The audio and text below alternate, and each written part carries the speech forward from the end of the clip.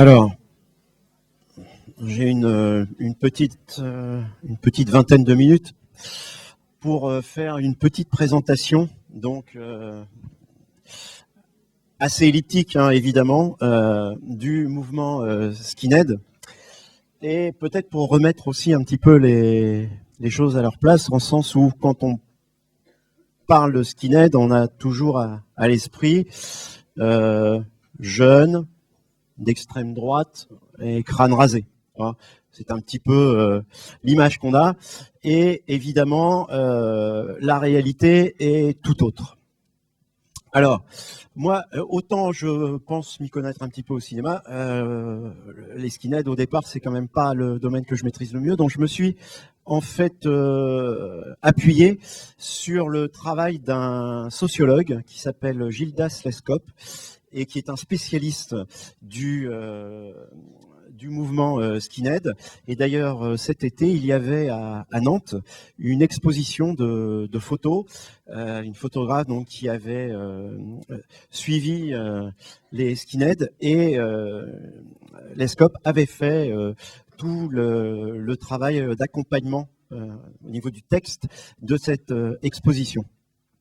Alors, déjà, la première chose qu'on va retenir, c'est que pour chacune des évolutions, il y aura à chaque fois, c'est pourquoi je m'appuie sur le document, un look et une musique qui vont caractériser les différentes phases du mouvement. Alors, on démarre, vous le voyez, avec les mods. Donc les mods, évidemment, quand on voit l'image, on les imagine plutôt petits bourgeois.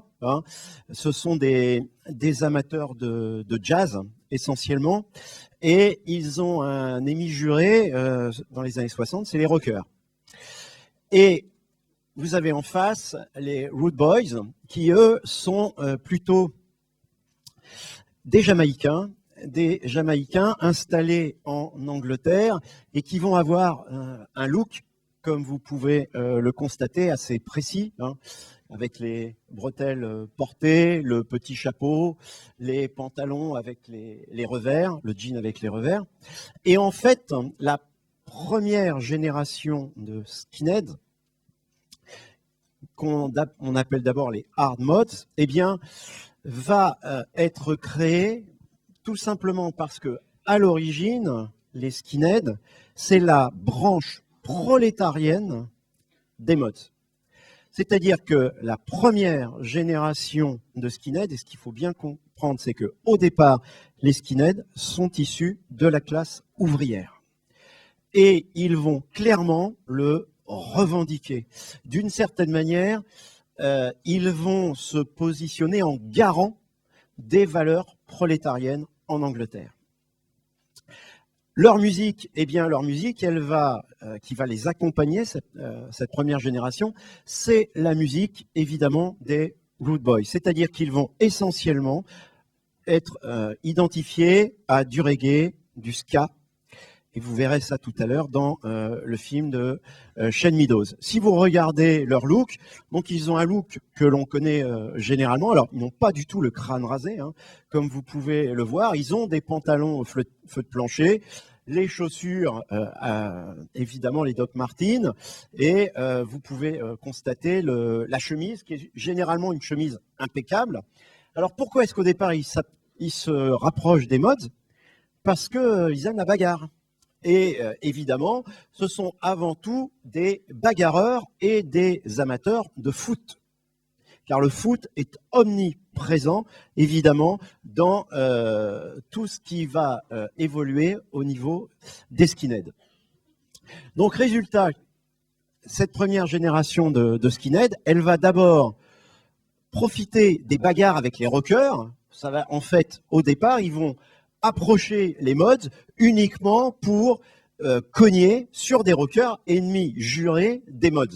Les mods, si vous voulez en voir une représentation cinématographique, il y a, en 79, si mes souvenirs sont bons, il y a le film qui s'appelle Quadrophenia, qui va vraiment avoir comme héros un mod, et c'est un film avec le groupe Les Who, avec Roger Daltrey. Donc si vous regardez ce film, eh bien, vous aurez là une représentation cinématographique des mods.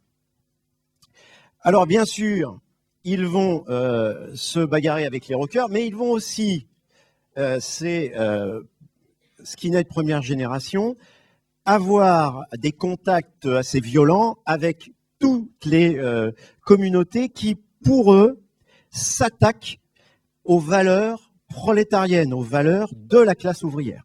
Donc, il y aura des contacts violents, fréquents, avec les hippies, avec les homosexuels, contre qui ils auront véritablement, dans cette période-là, de sacrées bagarres. Et puis, bien sûr, ils vont être une partie de ce qu'on va appeler dans les stades les hooligans, tout simplement. Sauf qu'à partir du moment où ils vont véritablement créer des bagarres assez impressionnantes dans les stades de foot, la police va commencer à les encadrer, à les surveiller, et à partir de là, évidemment, les bagarres vont devenir de moins en moins fréquentes, et ce qui va se passer, c'est que tout simplement, cette première génération de skinheads disparaît presque totalement de l'espace anglais à la fin des années, au début des années 70. On continue.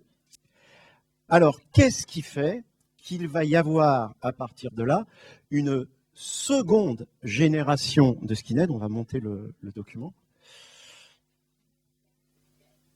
Et cette seconde génération de skinheads, au niveau du look, elle ressemble un petit peu à l'image que l'on a du skinhead, mais attention, cette deuxième génération est toujours une génération issue de la classe ouvrière. En fait, elle réapparaît quand? Eh bien, tout simplement avec la crise économique anglaise qui va coïncider avec l'arrivée au pouvoir de Margaret Thatcher. Je vous rappelle qu'elle est Premier ministre de 79 à 90, si mes souvenirs sont bons.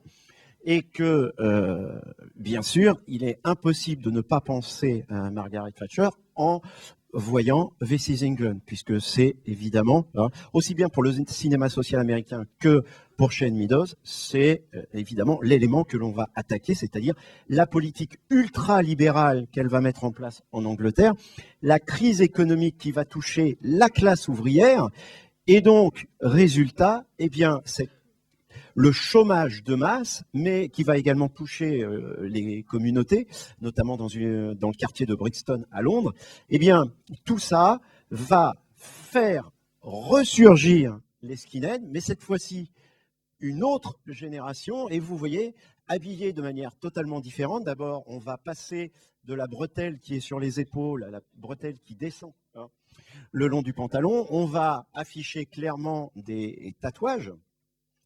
On va donc avoir des chaussures à lacets. Alors, je reviendrai sur la symbolique des lacets, même si, en ayant parcouru beaucoup de choses cet été, on s'aperçoit que c'est intéressant par rapport à ce que disait hier Bergala.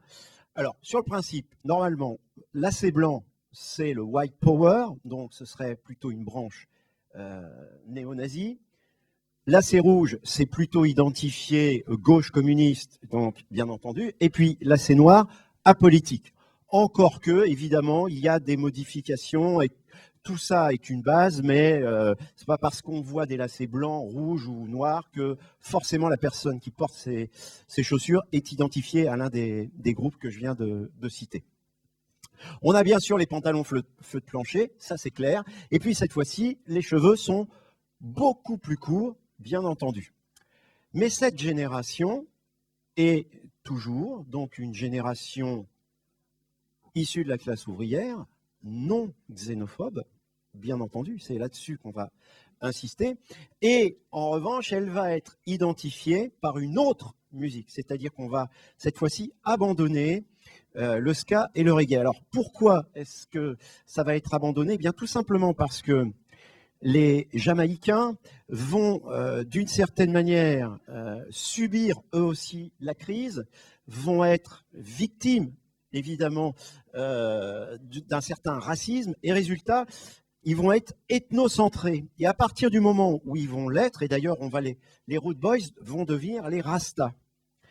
Et à partir de là, les skinheads vont clairement s'en séparer. Et c'est à ce moment-là qu'ils vont donc avoir leur musique, c'est celle que vous avez entendue tout à l'heure, qu'on appelle la Oi. Alors, vous avez vu qu'elle est un petit peu plus agressive, même extrêmement brutale. Et donc, cette deuxième génération de skinhead, elle va se retrouver, bien sûr, toujours dans les stades de foot, hein, ça c'est clair, c'est un élément essentiel, et puis dans des concerts, et cette fois-ci des concerts de musique oi, et non pas des concerts de musique jamaïcaine. À ce propos, je vous conseille, alors je ne sais pas quand le film va sortir, mais j'ai vu en mai dernier, à la quinzaine des réalisateurs, un film de Jérémy Saulnier qui s'appelle Green Room. Ce film, je vous le conseille parce que, alors c'est une boucherie hein, absolue, mais c'est l'histoire d'un groupe de punk, donc c'est pas hein, les punks, qui, pour des circonstances que je ne développe pas, se retrouvent dans un hangar en pleine forêt. Et en fait, ce sont des néo-nazis qui espèrent entendre de la musique oi. À partir de là, évidemment, ça va un petit peu partir en vrille. Je ne sais pas quand le film est programmé. Laurent, tu ne sais pas si ça devrait peut-être, à mon avis, avant que, évidemment, on ait This Is England en salle, puisqu'on ne l'aura qu'au deuxième trimestre. Essayez de voir ce film-là, ça vous donnera des clés, hein, bien entendu. Donc, ils vont organiser leurs propres concerts, qui vont être des concerts où on va se lâcher, qui vont être effectivement extrêmement violents. Hein.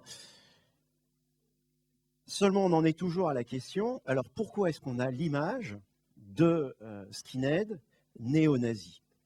Eh bien, tout simplement parce qu'à partir de la fin des années 70, quand émerge cette deuxième génération, eh bien, il va y avoir des tentatives d'infiltration de ces groupes par des jeunesses néo-nazis, c'est-à-dire que les deux grands partis d'extrême droite de l'époque, l'équivalent, ce qu'on appelle le British Movement et le Front National britannique, vont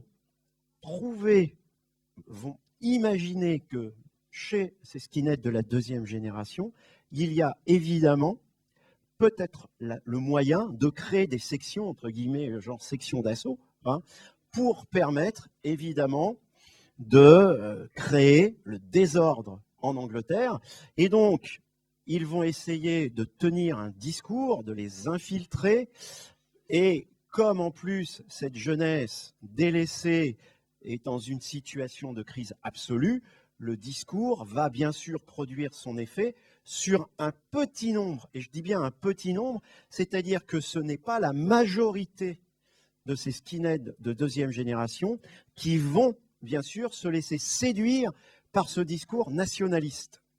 À tel point, c'est qu'il va donc y avoir des tensions dans les concerts, et le leader des skinheads de deuxième génération, qui était très proche du Labour, c'est-à-dire du mouvement, de l'équivalent du Parti socialiste anglais, a été poignardé à plusieurs reprises par des néo-nazis qui tentaient, bien sûr, d'infiltrer donc ces skinheads en plein concert.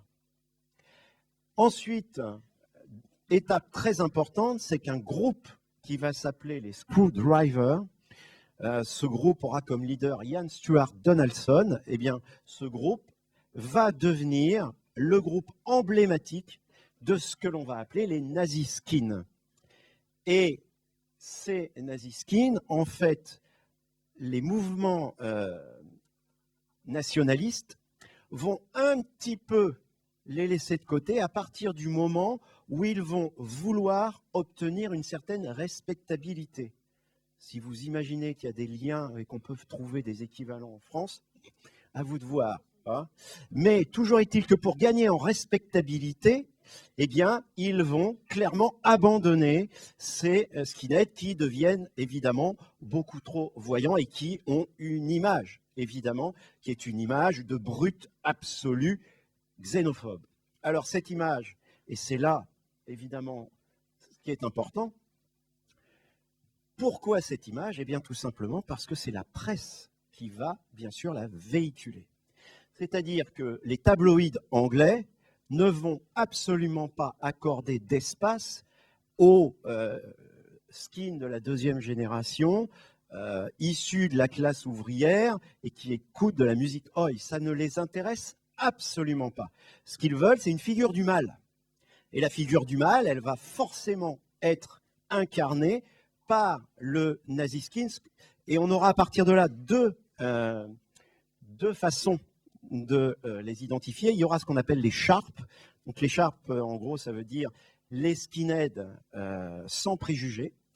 Et eux, les Sharp, vont appeler les néo-nazis les boneheads, c'est-à-dire les crânes d'os. Et à partir de là, vous avez donc deux mouvements très distincts. L'un qui essaie d'avoir une visibilité en expliquant qu'il ne peut pas être xénophobe, puisque de toute façon, il tire son origine musicale d'abord de la musique jamaïcaine, et que, de par ses origines qu'il revendique prolétariennes, il se positionne clairement antiraciste. En revanche, et ils auront un mal fou à essayer d'exister, en revanche, les tabloïds ne vont que dynamiser cet aspect violent, brutal. Ils ont besoin, bien sûr, pour vendre, de faire du sensationnel, de jouer sur le scandale. Et donc, ils vont surmédiatiser tout ce qui se passera dans les concerts et surtout dans les stades de football. Et c'est cette image-là qui va ensuite inonder l'Europe et qui va faire que, d'une certaine manière, nous n'aurons, nous, que cette image du skinhead, c'est-à-dire une image, celle que je reprenais au départ, d'un jeune xénophobe violent. Et ça, vous l'avez assez bien expliqué aussi dans un film qui est sorti il y a quelques mois en France, un film de Diastème, qui s'appelle Un Français. Je vous conseille ce film parce qu'il est extrêmement bien documenté. Et donc, dans le film, si vous prenez quelques extraits du film, pour faire une séance en amont avec les élèves, eh bien, vous y trouverez de quoi expliquer effectivement ce qu'est en réalité le mouvement skin. Voilà, je vais montrer maintenant. Oui, oui, oui.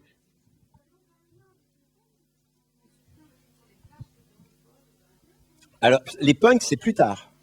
C'est plus tard. Les punks, ils sont en parallèle avec la deuxième génération. Les road boys, on les a dès le départ. Les punks, ils arrivent à la fin des années 70, véritablement. Voilà. Alors, je vais vous montrer un extrait. Ah oui, oui.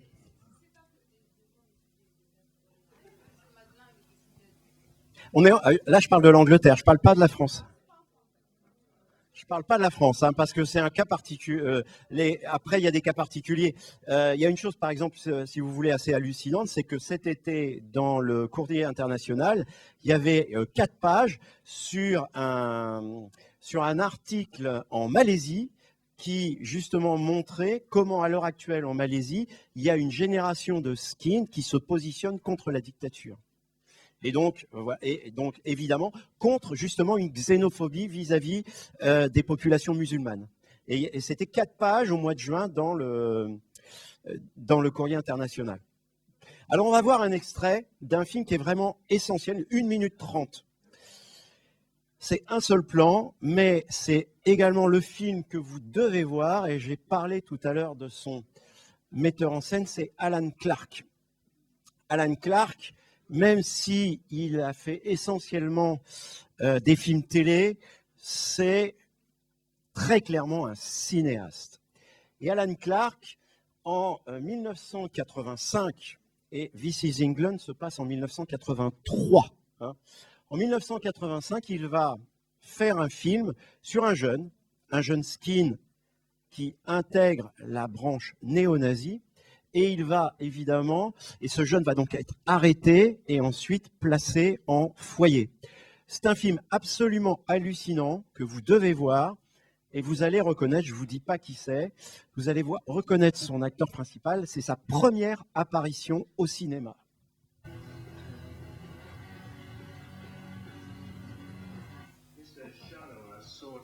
Voilà, donc vous avez reconnu, c'est Tim Roth. C'est sa première apparition en 1985 au cinéma, c'est son premier film.